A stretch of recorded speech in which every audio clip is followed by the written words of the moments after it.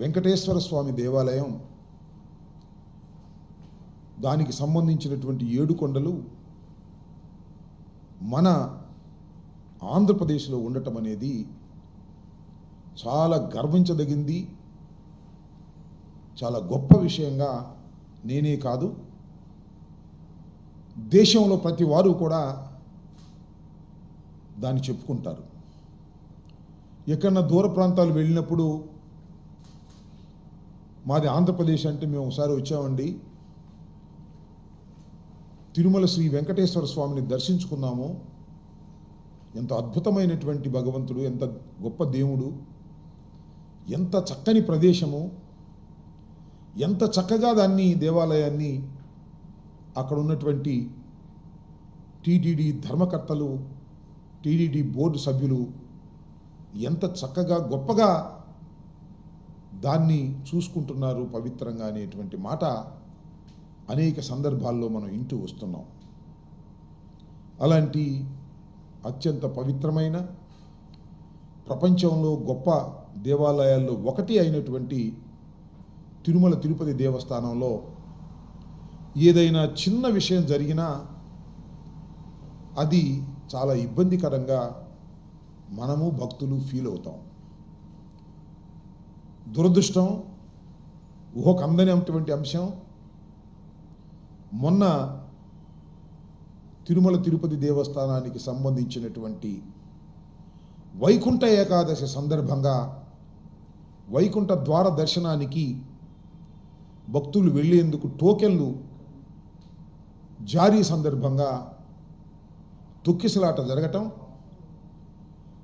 6 భక్తులు మరణించటం, అనేక మంది అస్వస్థులు కావటం అనేది చాలా పెద్ద విషయం. ఇది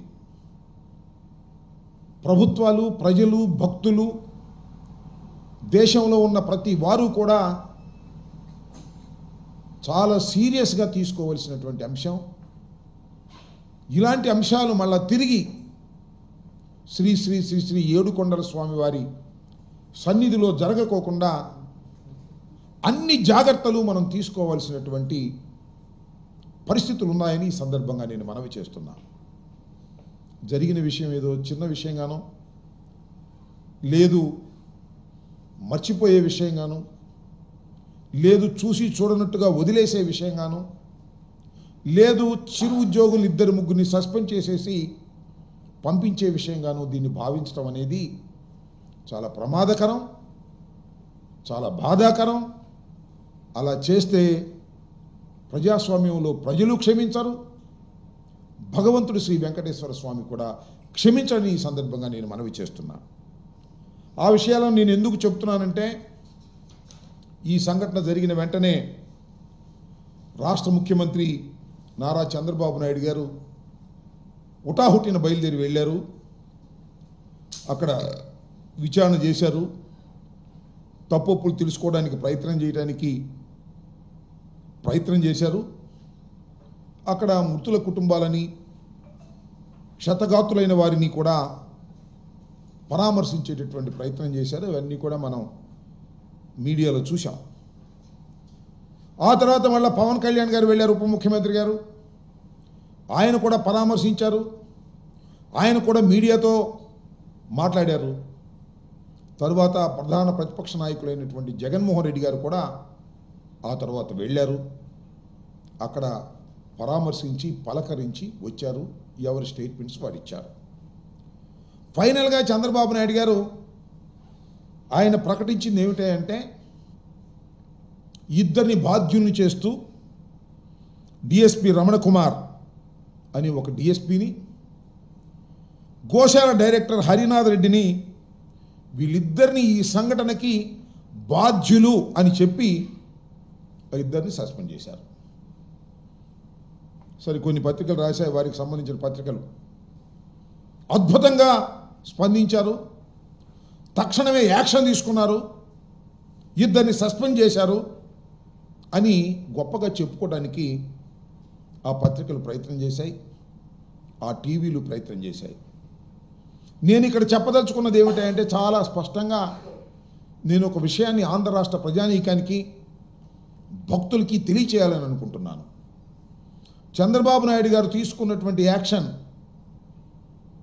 నేను ఆరోపిస్తున్న ఇది డ్రామా.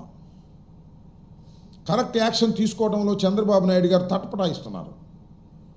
ఆ కారణాలు ఏంటనేది కూడా నాకు అనిపించినటువంటి కారణాలను మీ ముందు నేను ప్రజెంట్ చేస్తాను.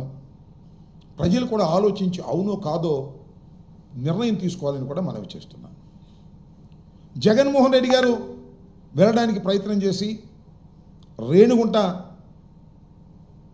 ఎయిర్పోర్ట్లో దిగి వెళుతూ ఉంటే జగన్మోహన్ రెడ్డి గారు కాన్వాయ్ వెళ్ళకోకుండా ట్రాఫిక్ క్లియర్ చేయకోకుండా ఆపారు. ఎందుకు ఆపారు ఏమిటి అని అడిగితే పవన్ కళ్యాణ్ గారు అక్కడ హాస్పిటల్ దగ్గర ఉన్నారు, మీరు వెళ్ళడానికి వీల్లేదు అని అన్నారు. ఎస్, దిగి నడిచి ఆయన వెళ్ళేటటువంటి ప్రయత్నం చేశారు. నేను అడుగుతా ఉన్నా, ఒక రీజనబుల్ క్వశ్చన్ అడుగుతా ఉన్నా. సంఘటన జరిగింది, ముఖ్యమంత్రి గారు వెళ్ళారు. ఎందుకు ఉప ముఖ్యమంత్రి గారు ఆయనతో పాటు వెళ్ళలేదు? సపరేట్గా ఎందుకు వెళ్ళాల్సి వచ్చింది? ముఖ్యమంత్రి గారితో పాటు ఆయన టీం అంతా ఉంది. ఎండోమెంట్స్ మినిస్టర్ ఉన్నాడు, హోమ్ మినిస్టర్ గారు ఉన్నారు, రెవెన్యూ మంత్రి గారు ఉన్నారు. వాళ్ళతో పాటు ఈయన ఎందుకు వెళ్ళలేదు? సపరేట్గా ఎందుకు వెళ్ళారు? అంతా ఒకే క్యాబినెట్ కదా, పార్టీలు వేరే అయినప్పటికీ కూడా. అంటే ముందు చంద్రబాబు నాయుడు గారు వెళ్తారు, వాళ్ళని పలకరిస్తారు. తర్వాత ఉప ముఖ్యమంత్రి గారు వెళ్తారు, పలకరిస్తారు. ఈ లోపల టైం అయిపోద్ది, జగన్మోహన్ రెడ్డి గారికి వే దొరకదు అనేటువంటి ఆలోచనతోనే ఈ కార్యక్రమం చేశారనేది నేను అభిప్రాయపడుతున్నాను. నేను ఆరోపణ కూడా చేస్తున్నాను, కాదని చెప్పమని నేను అడుగుతా ఉన్నాను. ఈ విధంగా జగన్మోహన్ రెడ్డి గారు అక్కడికి వచ్చి పరామర్శిస్తే వాస్తవాలు ప్రజలకు తేల్తాయి, అర్థమవుతాయని ఒక చిన్న భయం వారి వెంటాడటం వల్లనే ఇలాంటి స్టెప్స్ తీసుకున్నారు. అయినా జగన్మోహన్ రెడ్డి గారు వెనక్కు రాకోకుండా నడిచి వెళ్ళి అక్కడ క్షతగాతులని పరామర్శించి మీడియాలో తన అభిప్రాయాన్ని చెప్పి రావడం జరిగిందని కూడా ఈ సందర్భంగా నేను చెప్పదలుచుకున్నాను. రెండో అంశం ఏమిటంటే, ఇందాక నేను చెప్పినట్టుగా జరిగినటువంటి సంఘటన మరపు రాని సంఘటన, ఘోరమైన సంఘటన. తిరుమల తిరుపతి దేవస్థానపు చరిత్రలో ఊహకందినంత దూరం వరకు కూడా ఎప్పుడూ జరగనటువంటి అతి ఘోరమైనటువంటి సంఘటన, అతి ఘోరమైనటువంటి తప్పిదం. ఎవరి మీద మీరు యాక్షన్ తీసుకోవాలి? చైర్మన్ గారేంటి,